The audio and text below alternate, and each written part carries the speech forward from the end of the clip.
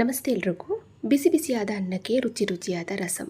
ಇದು ಎಷ್ಟು ರುಚಿಕರವಾಗಿರುತ್ತೋ ಇದನ್ನು ರೆಡಿ ಮಾಡೋದು ಕೂಡ ಅಷ್ಟೇ ಸಿಂಪಲ್ಲು. ಎಲ್ಲ ಪದಾರ್ಥನೂ ಒಂದೇ ಸಲ ಮಿಕ್ಸಿ ಜಾರ್ಗೆ ಹಾಕಿ ಗ್ರೈಂಡ್ ಮಾಡಿ ಒಗ್ಗರಣೆ ಕೊಡ್ತು ಅಂದರೆ ಸಖತ್ ರುಚಿಯಾದ ಒಂದು ರಸಂ ರೆಡಿ. ಇವಾಗ ಇದನ್ನು ರೆಡಿ ಮಾಡ್ಕೊಳ್ಳೋದಕ್ಕೆ ಒಂದು ಮಿಕ್ಸಿ ಜಾರ್ಗೆ ಟೊಮೊಟೊ ಹಾಕ್ತಾ ಇದ್ದೀನಿ. ಟೊಮೊಟೊ ಬಂದು ಮೀಡಿಯಮ್ ಸೈಜು 5 ಟೊಮೊಟೊ ಹಣ್ಣಾಗಿರೋಂಥದ್ದು, ಹಾಗೆ ಮೀಡಿಯಮ್ ಸೈಜು 1 ಗೆಡ್ಡೆ ಈರುಳ್ಳಿ, 1-2 ಗೆಡ್ಡೆ ಬೆಳ್ಳುಳ್ಳಿ, ಒಂದು 5ರಿಂದ 6 ಒಣಮೆಣಸಿನ್ಕಾಯಿ, ಒಂದು ಸ್ವಲ್ಪ ಹುಣಸೆಹಣ್ಣು ಹಾಕ್ಕೊಳ್ಳೋಣ, ಜಾಸ್ತಿ ಹುಣಸೆಹಣ್ಣು ಹಾಕೋದು ಬೇಡ.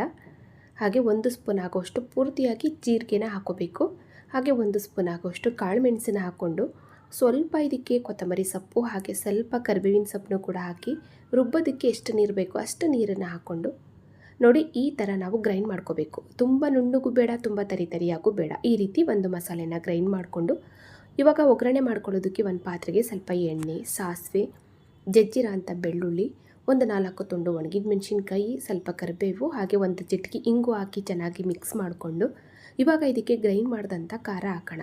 ಒಂದು ಅರ್ಧ ಸೌಟು ಖಾರನ ಹಾಕಿ ಚೆನ್ನಾಗಿ ನಾವು ಮಿಕ್ಸ್ ಮಾಡಿಕೊಂಡು ಇವಾಗ ಪೂರ್ತಿಯಾಗಿ ನಾವು ಗ್ರೈಂಡ್ ಮಾಡಿದಂಥ ಎಲ್ಲ ಖಾರನೂ ಕೂಡ ಹಾಕಿ ಆ ಕನ್ಸಿಸ್ಟೆನ್ಸಿಗೆ ತಕ್ಕಂತೆ ನೀರನ್ನ ಹಾಕ್ಕೊಂಡು ಸಾಂಬಾರನ್ನ ನಾವು ರೆಡಿ ಮಾಡ್ಕೋಬೇಕು, ಅಂದರೆ ರಸಮ್ನ ರೆಡಿ ಮಾಡ್ಕೋಬೇಕು. ಇವಾಗ ರುಚಿಗೆ ಉಪ್ಪನ್ನು ಕೂಡ ಸೇರಿಸಿದ್ದಾಯಿತು ಮತ್ತು ನೀರನ್ನು ಕೂಡ ಹಾಕಿದ್ದಾಯಿತು. ಇವಾಗ ಒಂದು ಸಲ ನಾವು ಚೆನ್ನಾಗಿ ಮಿಕ್ಸ್ ಮಾಡಿಕೊಂಡು ಈ ರಸಮ್ನ ಕನ್ಸಿಸ್ಟೆನ್ಸಿ ರೆಡಿ ಮಾಡಿಕೊಂಡು ಒಂದು ಪಾತ್ರೆನ ಮುಚ್ಚಿ ಚೆನ್ನಾಗಿ ನಾವು ಬೇಯಿಸ್ಕೋಬೇಕು ಅಷ್ಟೇ.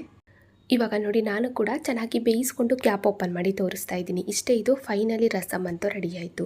ಮೇಲ್ಗಡೆ ಸ್ವಲ್ಪ ಕೊತ್ತಂಬರಿ ಸೊಪ್ಪು ಹಾಕಿ ಚೆನ್ನಾಗಿ ಮಿಕ್ಸ್ ಮಾಡ್ಕೋತು ಅಂದರೆ ಸಖತ್ ರುಚಿಯಾಗಿ ಅಷ್ಟೇ ಇನ್ಸ್ಟೆಂಟಾಗಿ ಒಂದು ರಸಮ್ ರೆಡಿಯಾಗೋಗುತ್ತೆ. ಬಿಸಿ ಬಿಸಿಯಾದ ಅನ್ನಕ್ಕೆ ರುಚಿಯಾಗಿರುತ್ತೆ. ಇನ್ಸ್ಟೆಂಟಾಗಿ ಮಾಡ್ಕೋಬೋದು, ಟ್ರೈ ಮಾಡಿ.